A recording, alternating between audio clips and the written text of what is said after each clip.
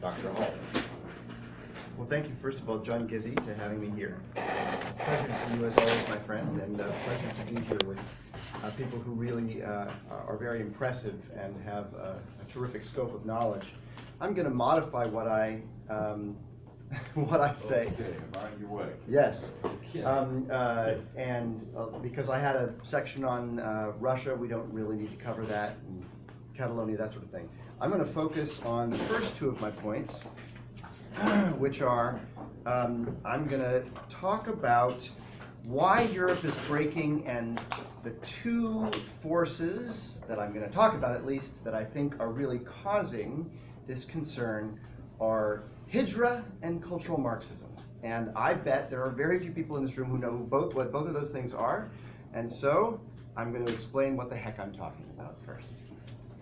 So first of all, Hijra is a concept in Islamic law. It is migration in the way of Allah, and it refers to the original Hijra, which was the retreat of Muhammad from Mecca to Medina in 622.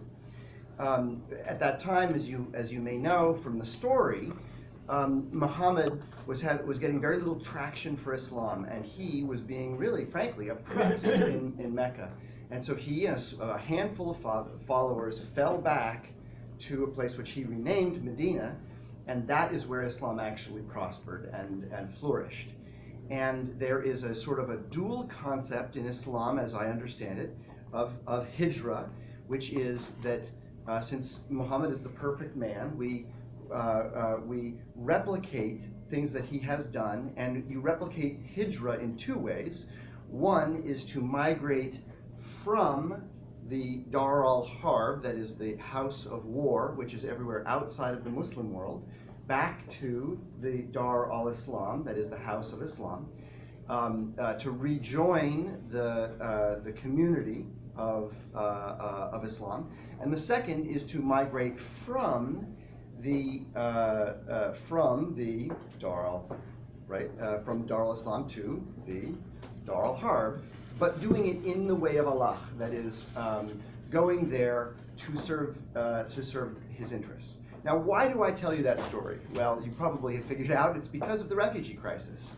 And what I want to suggest is not that the refugee crisis is entirely a Hijra. I don't believe for a second that it is. I believe, as virtually every survey has indicated, that most of these refugees are in fact economic migrants. That's overwhelmingly what people find. They're lying about being from Syria. So we have these overwhelming numbers from Syria, and yet it doesn't appear that a lot of these people are really from Syria. They're coming because they have an opportunity to make their lives better. But if you look at the origins, again, this is claimed origin, right? And so obviously we have questions about whether Syria really has this 350,000 in 2015, but you have a sense, right? Syria is driving this crisis. A lot of people are leaving Afghanistan. A lot of people are leaving Iraq. It's no surprise. Well, what do these countries believe? So, in terms of their view of Islamic State, Syrian refugees, it's a handful, right? It's a handful. These are small percentages. 4% say they have a positive view of Islamic State. By the way, if you are in the mafia and your phone rings and someone says, "Are you in favor of the mafia?" you say no, right? So if somebody calls someone and says, Vladimir Putin. Yes, or exactly. If you're Vladimir Putin and you're asked if you're in favor of information warfare, his answer is no, I don't do any of that, of course. So the fact that you have a couple of percentage points of Iraqis and 4% of Syrian refugees that are saying, yeah, actually, I am a member of the mafia, or I do support the mafia, is something, right?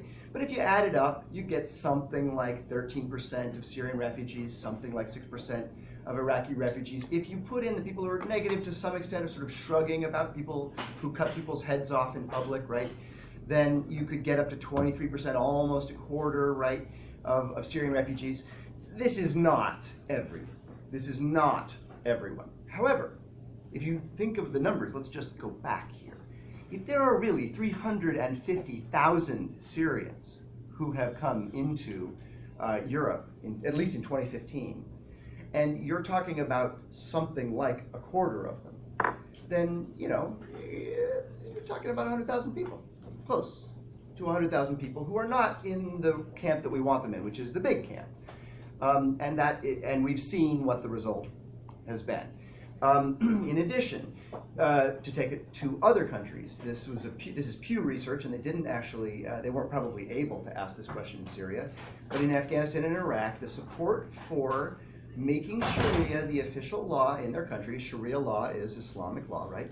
The support for that in Afghanistan is 99%, really pretty astonishing, the highest number anywhere that they asked, and in Iraq it's 91%.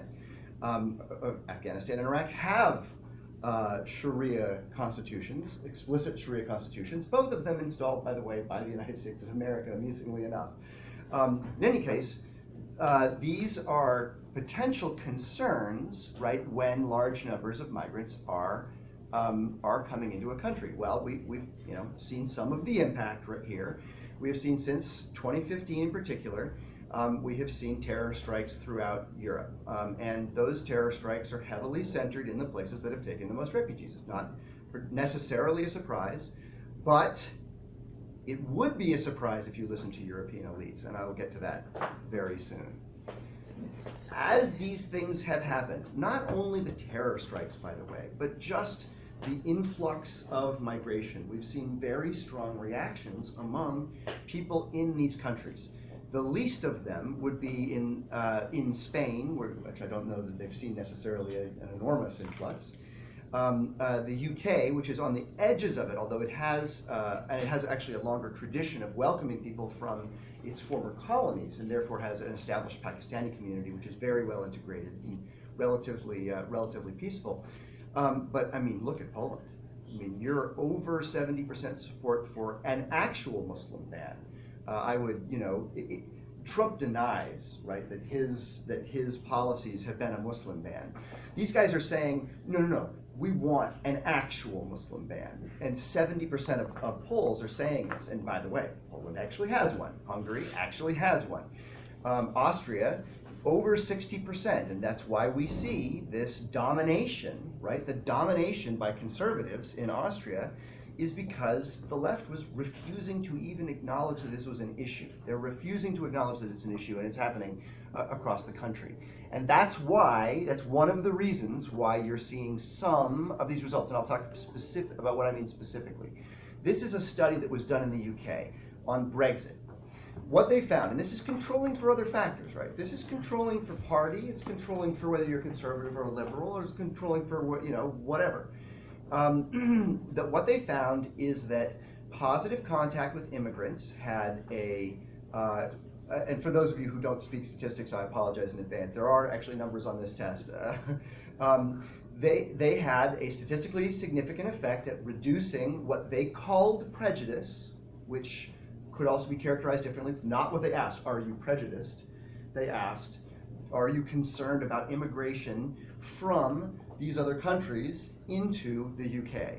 Now, calling that prejudice, I think, is prejudicial, personally, but that's what they did. In any case, there is a very strong correlation between positive contact with immigrants and both what they describe as prejudice and Brexit vote, right? But also negative contact, in the same way, is causing concerns about immigration and had a statistically significant impact on Brexit voting intention.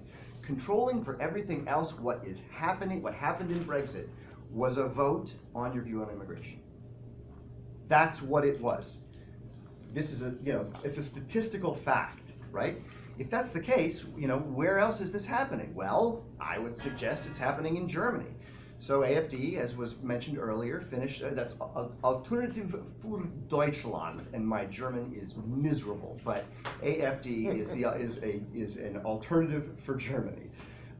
So this is the party that has been, it's been characterized as far right, it's been characterized as neo-Nazi, it's been characterized as white supremacist, it's been characterized in a whole bunch of different ways, but at least the way that they're characterized by one of their leaders is, quote, we don't like Islamic invasion, unquote. Now that may strike you as white supremacist or neo-Nazi or what have you. But they are now the third largest party in Germany, and it's the first time since 1950 a party this far right has ever even won a seat, as far as I'm aware. It's the best showing, I should say, since 1950 for a conservative, a party this far right in Germany. Likewise, in Austria, we have public, the public reporting is saying that immigration, Islamization, and refugees are dominating the campaign like never before. And so what you had as a result in Austria is the main conservative party, which was moved right by its 31-year-old head, who may become Prime Minister of Austria at 31. I feel like I'm way, way behind in my life goals, by the way, because I really want to be Prime Minister of Austria, of course. To try to counter the rise of Freiheit, so the Freedom Party, OVP. I'm sorry, Freiheit is the alternative OVP, he's OVP. So Freiheit is a far-right, neo-Nazi, arch-conservative. If you ask them, they will say, we are concerned about the impact of Islamic immigration in Austria. So that brings us to the second factor. None of this would matter. None of this would matter if it weren't for the fact that Europe's elites have been dominated by what the right would call cultural Marxism now for at least a generation. That is, European elites are refusing to acknowledge there is a problem, and they are arresting people who say there is. Now, am I exaggerating? Let me read what is actually taking place here.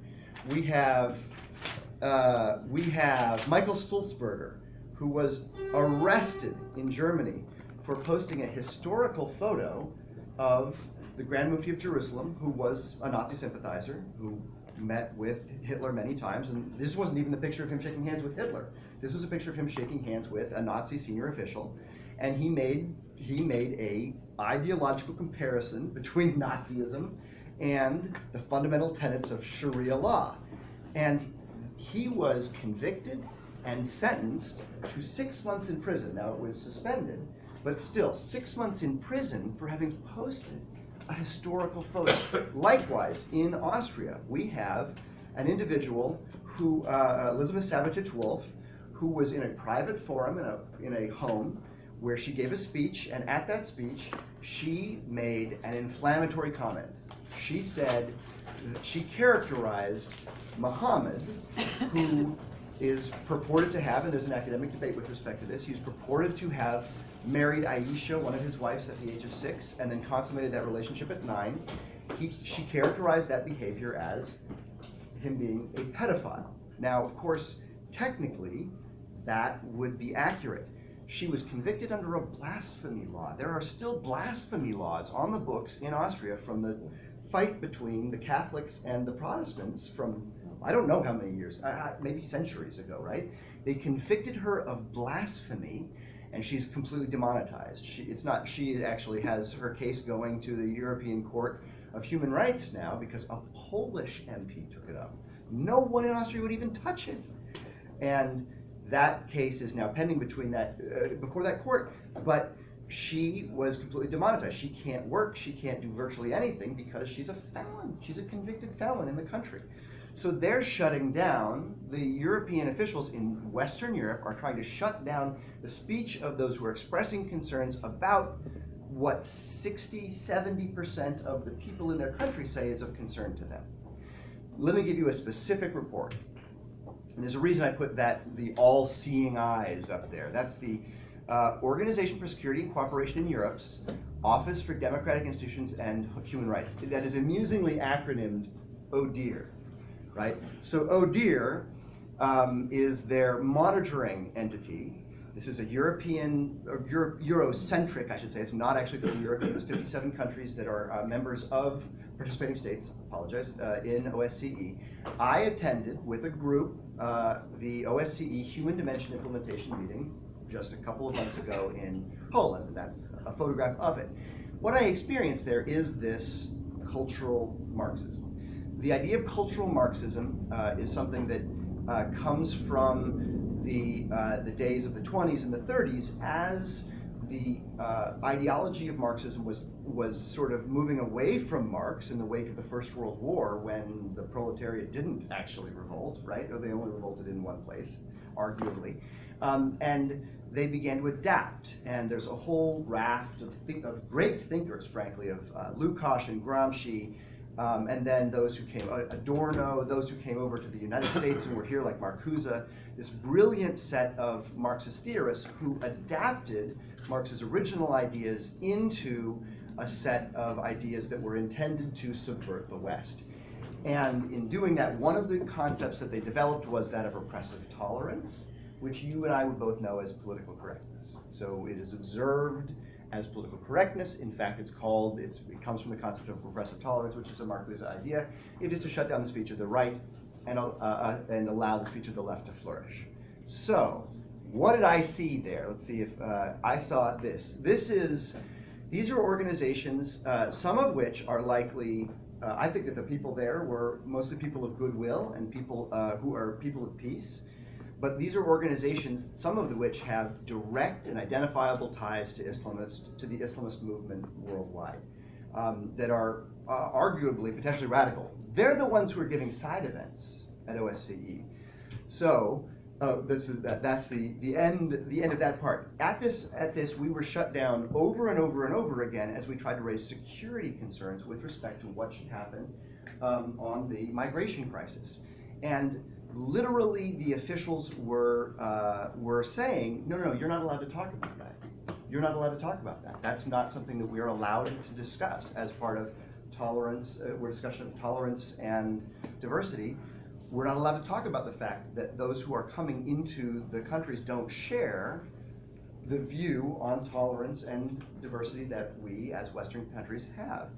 And so systematically, this is what I think you're seeing across the continent. You're seeing Brussels and elites in the Western countries literally arresting people for expressing concerns that most of the country shares but can't talk about. And as a result, you are seeing Brexit. As a result, you are seeing all sorts of fallout in Austria, all sorts of fallout in Germany.